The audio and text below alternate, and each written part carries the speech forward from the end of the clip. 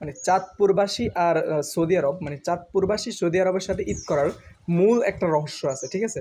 আপনাদেরকে সেটা বলি, ঠিক আছে?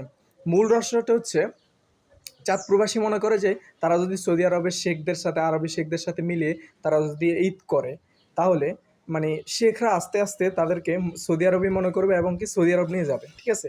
তারা এই ভেবে হয়তো বা সৌদি আরবের সাথে ঈদ করে, ঠিক আছে? না হলে কি দরকার ভাই?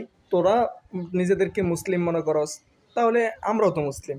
তো তোরা থাকস বাংলাদেশে, খাস বাংলাদেশে সব কিছু, তারপরে যাই নিজেদেরকে বাংলাদেশি পরিচয় দেয় সব জায়গার, তাহলে তোরা সৌদি আরবের সাথে ঈদ করা লাগবে কেন ভাই?